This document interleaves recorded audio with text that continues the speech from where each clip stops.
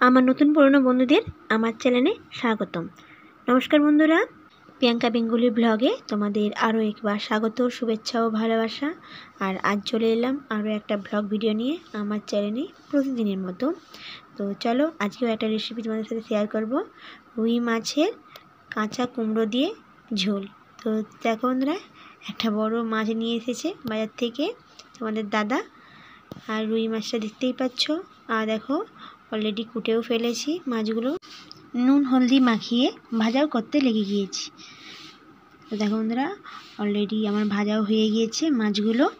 এবার সবজিগুলো তোমাদের সাথে শেয়ার করি। তো দেখো বন্ধুরা, আর সবজিতে রয়েছে দেখো কাঁচা কুমড়ো লম্বা লম্বা করে কুটে রেখেছি, আর দেখো সজনা ডাঁটা সেটাও কুটে রেখেছি, ধুয়ে রেখেছি। আর দেখো এই যে আলু, সেটাও লম্বা লম্বা করে কুটে রেখেছি। এই উপকরণ দিয়ে আজকে মাছের ঝোল রাঁধবো। আর দেখো মশলাতে রয়েছে কাঁচা লঙ্কা আর ফুটন, আদা, জিরে আর রসুন রয়েছে, এছাড়া তেজপাতা আর পেঁয়াজ। তো চলো বন্ধুরা, রান্নাটা শুরু করা যায়। তো দেখো বন্ধুরা, গরম কড়াতে আমি তেলটা দিয়ে দিয়েছি। এবার একটা শুকনো লঙ্কা ফোড়ন দিয়ে আর একটু ফুটন দিয়ে দিয়েছি। এটা ভালো করে ফুটনটা ভালো করে ভেজে নেব। তারপরে আমি তেজপাতা আর পেঁয়াজটা দিয়ে দিচ্ছি।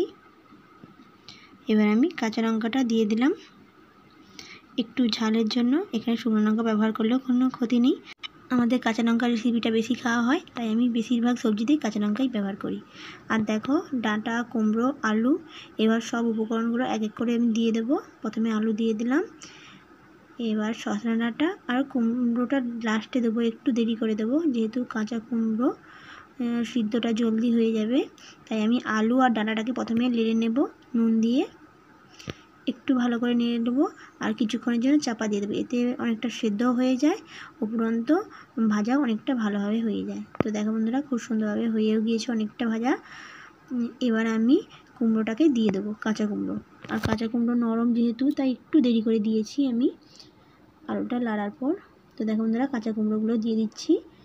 এবার ভালো করে সবজিগুলোকে ভালো করে মিশিয়ে নেব। এবার আমি মশলাটা দিয়ে দেব।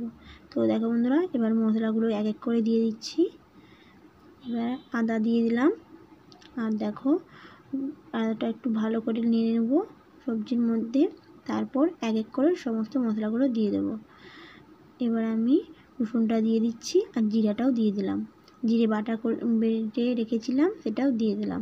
সমস্ত উপকরণ দেওয়া হয়েছে। এটা ভালো করে সবজিটা মাখিয়ে নেব মশলার মধ্যে। তারপর একটু হলদি, পরিমাণ মতো হলদি আমি দিয়ে দিলাম। এবারে সবজিগুলোকে ভালো করে মিশিয়ে নেব সুন্দর করে। তো দেখো বন্ধুরা, খুব সুন্দর কালারটাও চলে এসেছে, সবজিটাও মাখানো হয়ে গিয়েছে। এবার কিচ্ছুক্ষণের জন্য চাপাটা দিয়ে দেবো, এতে মশলাটার সঙ্গে সবজিগুলো খুব ভালোভাবে মিশে যায় আর নুনটাও খুব সুন্দর সবজির মধ্যে ঢুকে যায়। তো দেখো বন্ধুরা, খুব সুন্দরভাবে আমাদের অলরেডি হয়ে গিয়েছে মাখানো সবজিগুলো। এবার আমি পরিমাণ মতো জল দিয়ে দেব। আলুটা সিদ্ধর মতো একটু বেশি করে জল দেব আমি, কারণ আলু ডাঁটা সিদ্ধ হবে। অলরেডি অনেকটা সিদ্ধ হয়ে গিয়েছে, বাট আর একটু সিদ্ধ হওয়ার জন্য ভালো করে আমি একটু বেশি করে জল দিয়ে দিয়েছি। যেহেতু আমি এটা রুই মাছের ঝোল বানাচ্ছি কাঁচা কুমড়ো দিয়ে, তাই আমি একটু জলটা বেশি করে দিয়েছি। তো দেখো বন্ধুরা, চাপা দিয়ে দিয়েছিলাম আর দেখো তুলে নিয়েছি। এবার খুব সুন্দরভাবে রান্নাটাও অলরেডি সিদ্ধটাও হয়ে গিয়েছে, আর দেখো কালারটাও খুব সুন্দর হয়েছে। এবার এক এক করে মাছটাকে আমি দিয়ে দিচ্ছি। আর আমাদের না একটু মাছটা একটু বেশি ভাজা খায়, তাই আমি এখানে একটু মাছটা বেশি করে ভেজেছি। তো কিছুক্ষণের জন্য মাছটা সেদ্ধ হওয়ার জন্য চাপাটা দিয়ে দিলাম। এবার ফাইনালি তুলে নিয়েছি। আর দেখো খুব জলদি, খুব সহজে রেসিপিটা হয়ে গিয়েছে। দেখো বন্ধুরা, কেমন লেগেছে তোমরা অবশ্যই কমেন্টে জানিও। আজকের রেসিপিটি কাঁচা কুমড়ো রুই মাছের ঝোল কেমন লেগেছে তোমরা অবশ্যই কমেন্টে জানিও।